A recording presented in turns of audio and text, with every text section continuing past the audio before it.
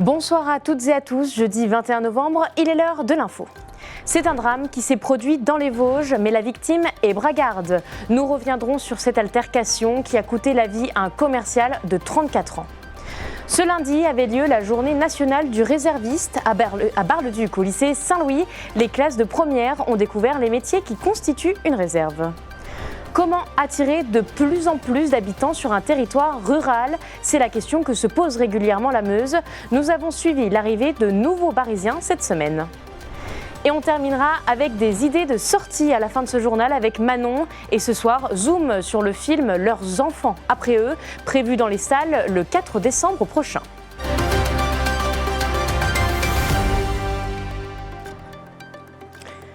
Je vous le disais en titre, ce mercredi à Chavelot, dans les Vosges, un tragique événement a coûté la vie à un homme de 34 ans, originaire de Saint-Dizier, alors qu'il effectuait un démarchage commercial à domicile. Dans le centre-ville, il a été abattu par balle par un septuagénaire chez qui il s'était rendu à plusieurs reprises. Voici les derniers éléments révélés par l'enquête, un reportage réalisé en collaboration avec nos confrères de Vosges TV. Un choc pour ce petit village de 1300 habitants. Ce mercredi à 11h à Chavelot, dans les Vosges, entre Épinal et Thaon-les-Vosges, un homme a été tué par arme à feu. La victime, de 34 ans, était commerciale et habitait à Saint-Dizier.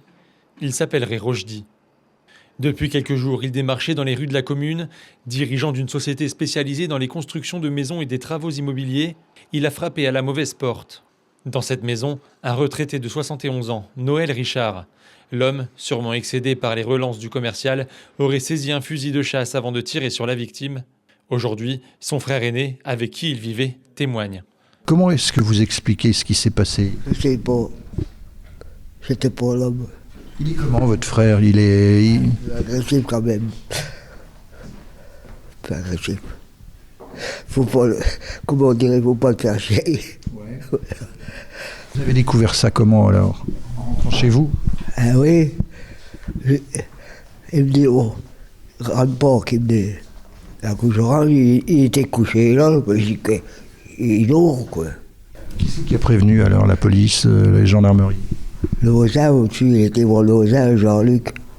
Les premières constatations ont révélé la présence de 2 plaies localisées dans le dos du commercial. Une autopsie sera réalisée le 22 novembre à l'Institut médico-légal de Nancy. Le suspect est inconnu de la justice et lors de son audition, il a fait appliquer son droit au silence. Le parquet demande sa mise en examen pour meurtre. Le 18 novembre, c'est la journée nationale du réserviste. Pour l'occasion, policiers, gendarmes ou encore militaires meusiens se sont rendus au lycée Saint-Louis de Bar-le-Duc. Une opération séduction auprès des jeunes qui peut-être deviendront réservistes à leur tour. Un reportage de Paul Deswatines. Donner envie à ces lycéens de servir leur pays, voici l'objectif de la journée nationale du réserviste. Durant 2 jours, gendarmes, policiers, militaires et pompiers vont se relayer pour présenter les différents corps de métier dans les lycées meusiens. Ici, au lycée Saint-Louis à Bar-le-Duc, certains jeunes, comme Enzo, sont intéressés pour être réservistes dans l'armée. En fait, je trouve ça intéressant par exemple, les missions fonctionnelles ou les autres choses, je trouve ça super intéressant. Je trouve qu'il n'y a pas assez de jeunes qui servent la France, c'est plus des anciennes personnes, des personnes âgées qui font ça et ce serait mieux d'avoir plus de jeunes. Dans ces différents corps de métier, les réservistes sont aujourd'hui un atout majeur et nécessaire. Le but, c'est d'inciter les jeunes à trouver leur vocation ou trouver un centre d'intérêt pour aider la patrie, pour aider la nation. Je parlais des armées en particulier, mais les autres corporations sont exactement comme nous, ont besoin des réservistes pour fonctionner. Le réserviste est maintenant indispensable au fonctionnement de tout régiment, de tout état-major. De toute façon, on ne peut plus fonctionner maintenant sans les réservistes.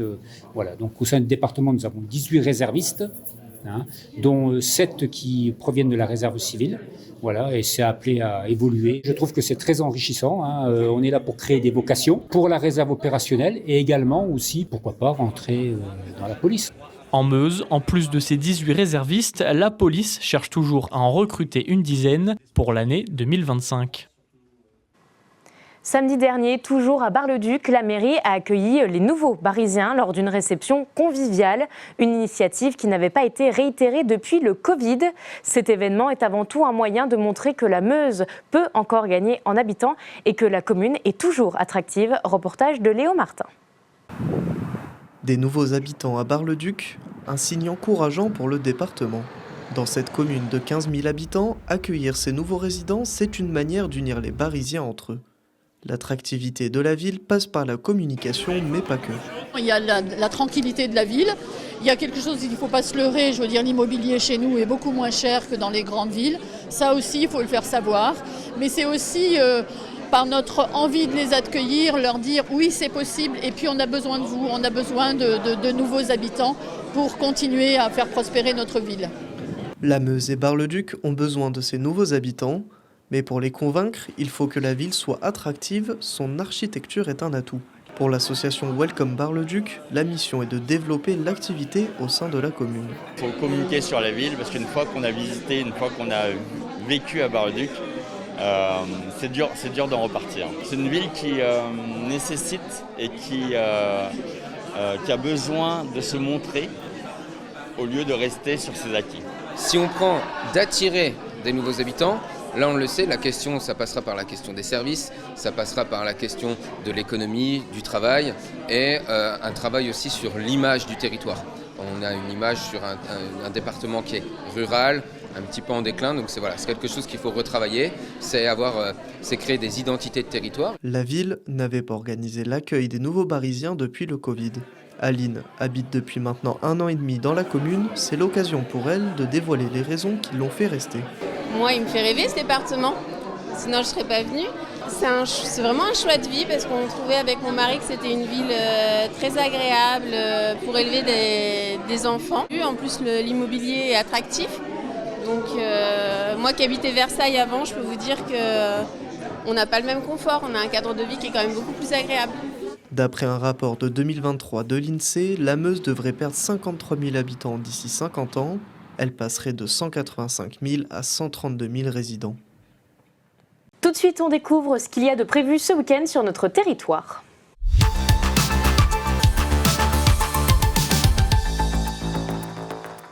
Bonsoir Manon. Bonsoir Clémentine. Alors on te retrouve aujourd'hui pour la sélection des événements de vendredi, samedi, dimanche qui pourraient nous intéresser. Oui, tout à fait. Je te propose d'aller dans la Meuse, dans la Marne et dans la Haute-Marne. Et justement, faisons une première halte à Montier-en-Der qui fête sa 27e édition avec le festival Photo Montier. Pour l'occasion, Gilles Boeuf et Alexis Rosenfeld sont les parrains de cette nouvelle édition, avec pour thème central l'eau et la biodiversité. Le festival est à retrouver dès aujourd'hui et jusqu'à dimanche inclus. Et un reportage complet sera proposé dans notre édition de l'Info pour le vendredi 22 puisqu'on était aujourd'hui au festival. Est-ce que tu as autre chose, toujours en Haute-Marne ?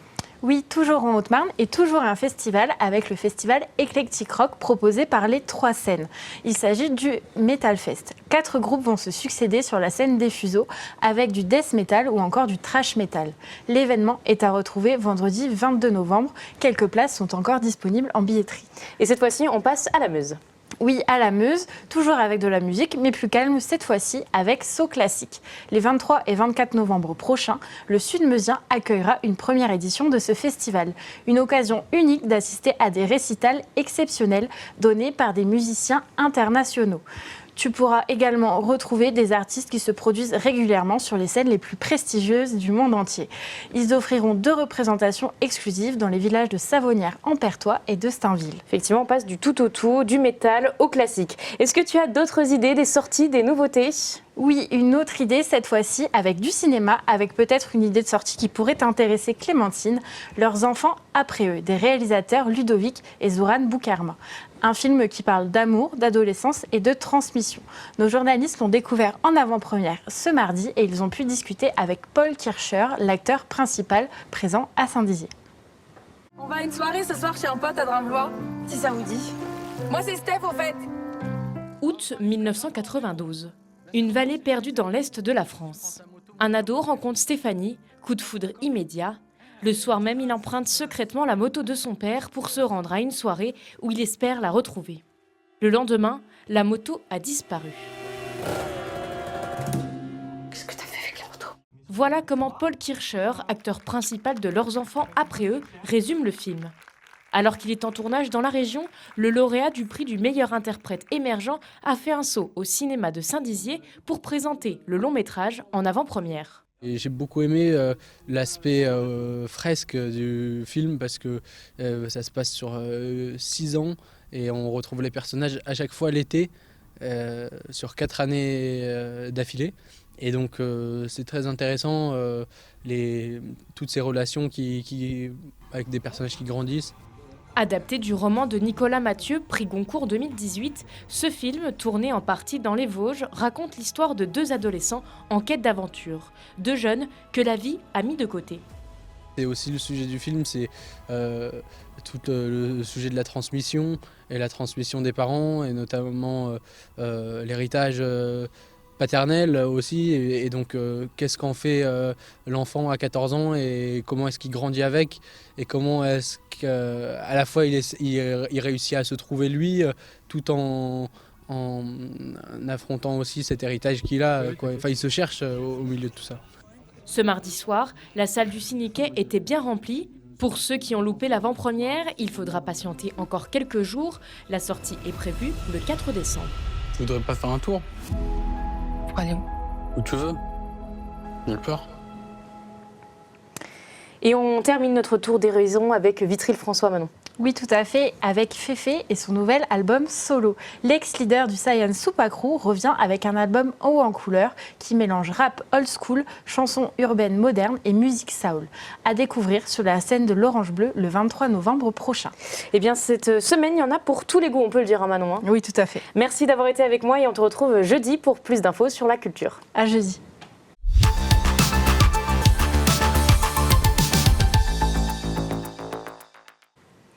C'est la fin de notre édition. Merci de nous avoir suivis. Tout de suite, la météo et cette vigilance orange, neige et verglas qui se poursuit. Bonne soirée à toutes et à tous et merci de nous avoir suivis.